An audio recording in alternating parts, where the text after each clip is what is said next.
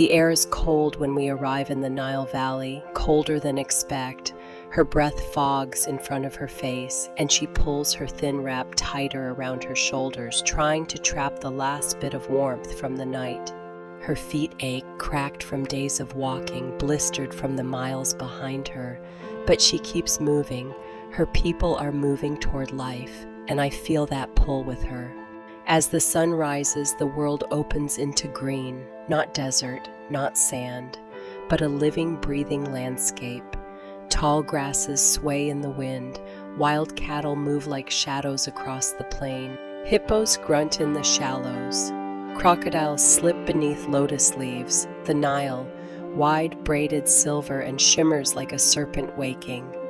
This is Africa during the Holocene wet phase, a world of lakes where deserts will one day be, forests where dunes will someday rise.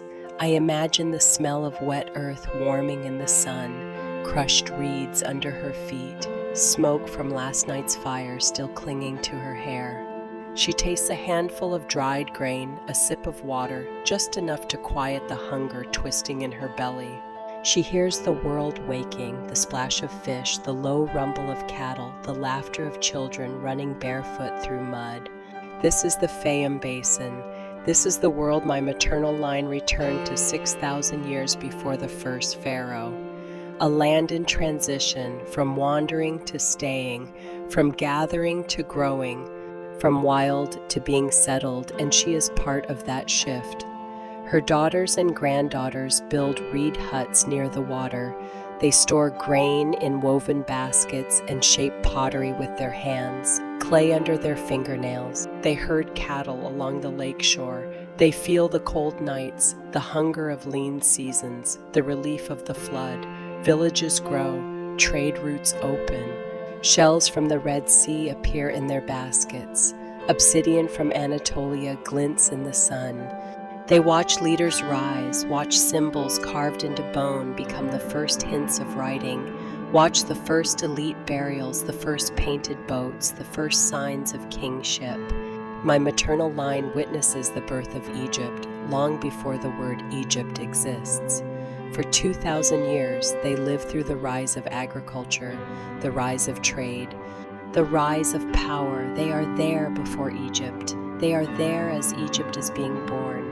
But the world changes again. The lakes shrink, the grasslands retreat, the Nile becomes unpredictable.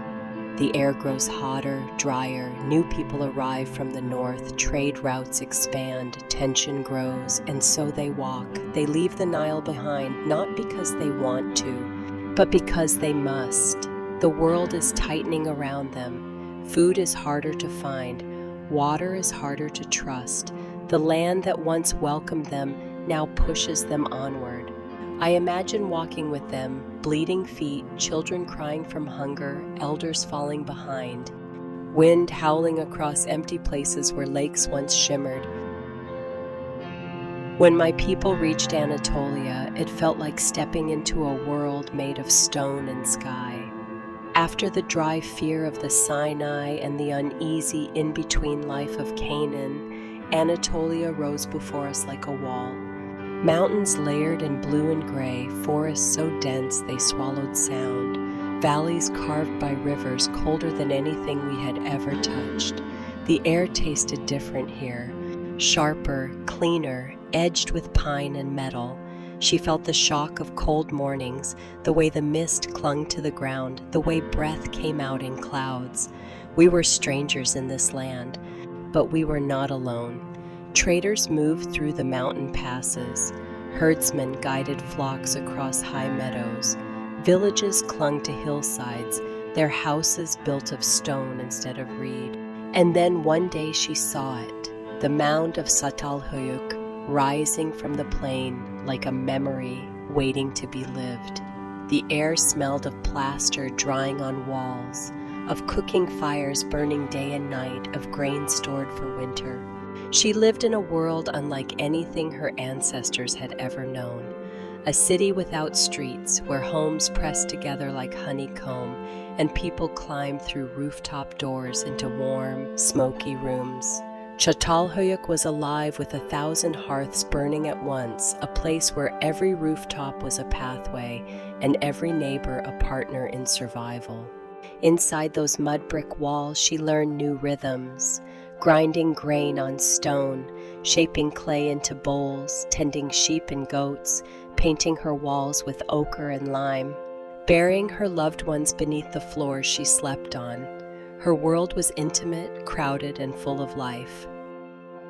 Their language was strange to our ears, full of hard consonants and rising tones, but slowly, piece by piece, we learned to understand it. We traded with them, we worked beside them, we shared food, stories, and eventually blood. Anatolia did not swallow us, it reshaped us. Life here was harder in some ways, easier in others. The winters were cruel, but the land was rich. Metal came out of the mountains, copper, tin, and with it came new tools, new weapons, new ways of living. She watched her children grow strong in this place, their bodies shaped by climbing hills instead of wading marshes.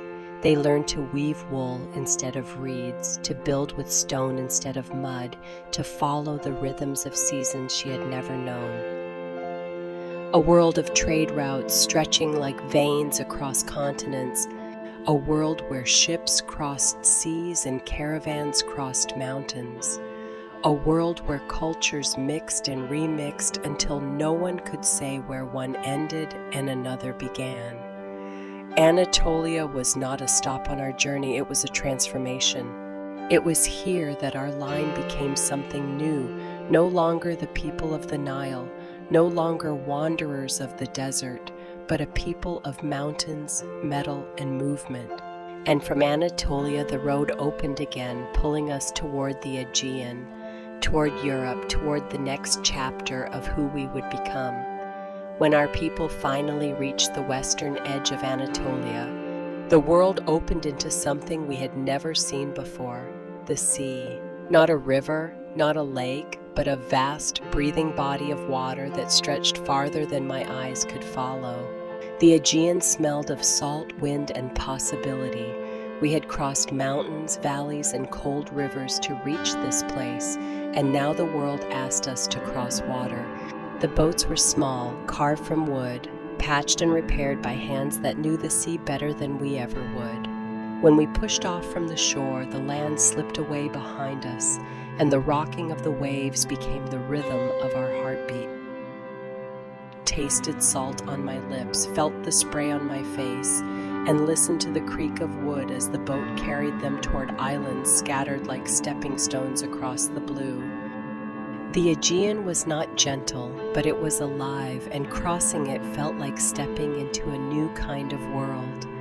When we reached the lands beyond the Aegean, the world changed again. Gone were the dry winds of the Sinai, the hills of Canaan, the stone mountains of Anatolia. Europe rose before us like a great green wall, forests so dense they swallowed the sky, trees older than memory, shadows that moved with the wind. The air was heavy with the smell of pine, damp earth, and moss. We became part of the great Bronze Age world without even realizing it. Their feet sank into soil that felt soft compared to the rocky paths behind them. Rivers cut through the land like silver threads, cold enough to numb their hands when it touched them. Life here was different.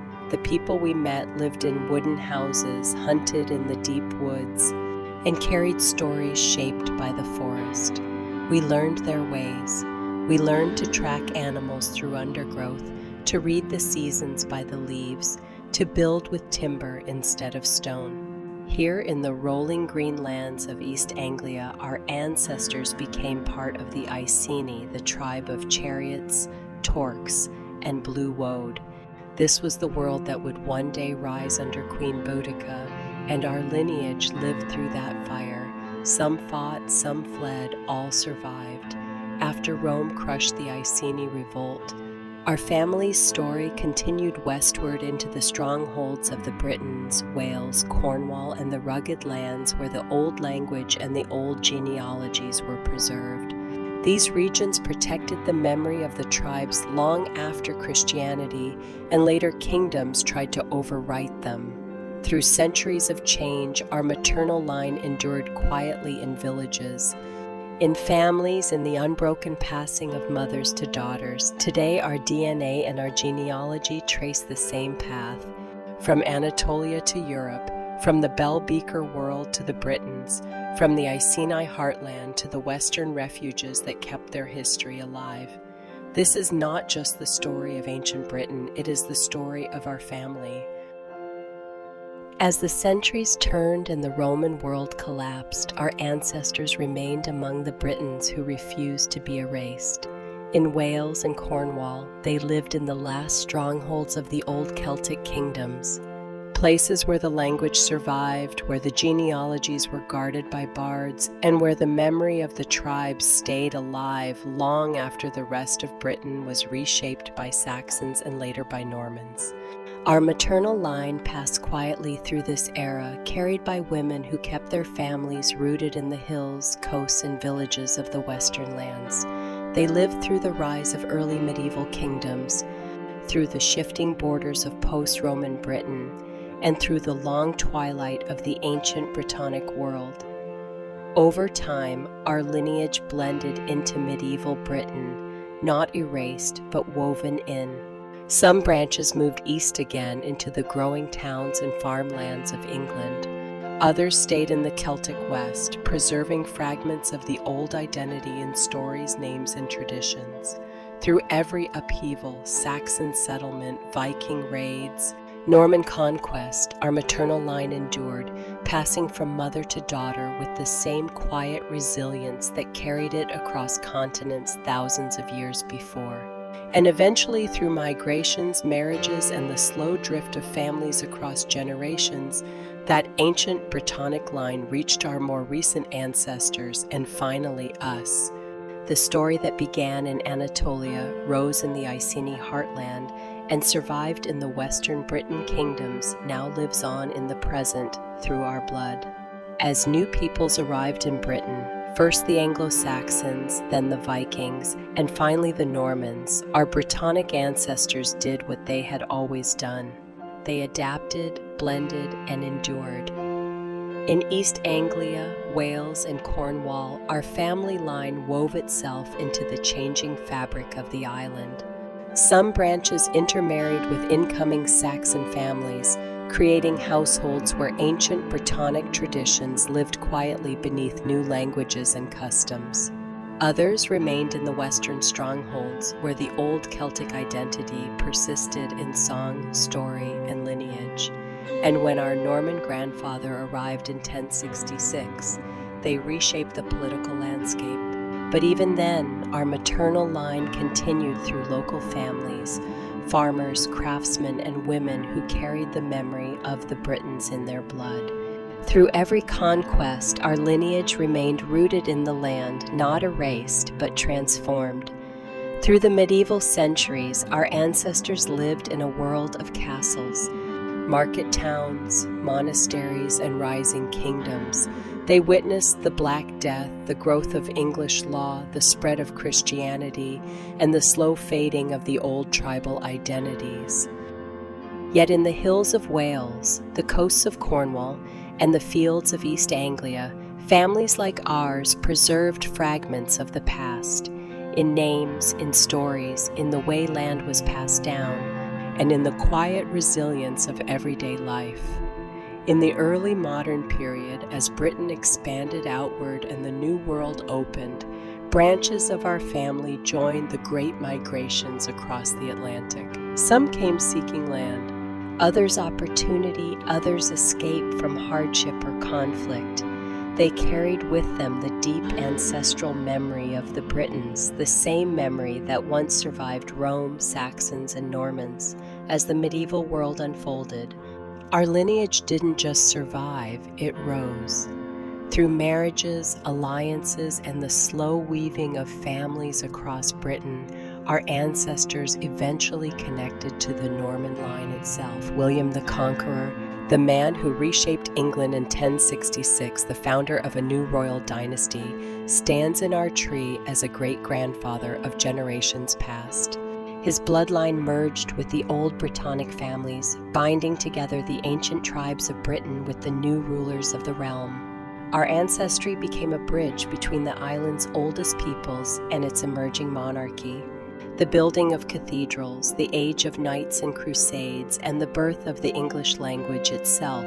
Some branches held land under Norman lords, others served in royal courts, fought in wars, or governed towns. Our ancestors were not bystanders.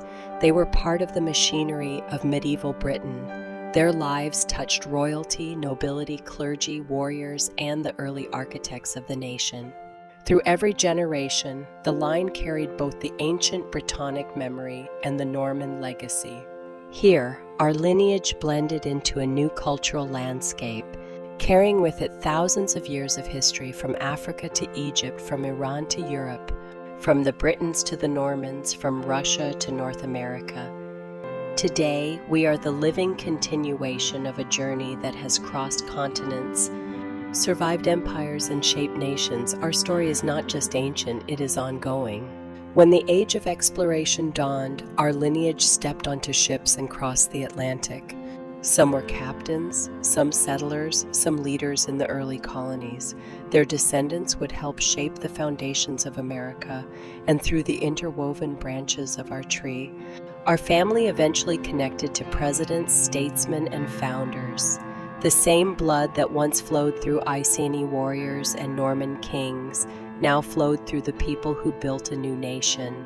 In America, our lineage took root again, blending into new communities while still carrying the ancient thread that began thousands of years earlier in Anatolia, crossed into Europe, rose with the Britons, endured with the Iceni, and survived in the western Celtic lands.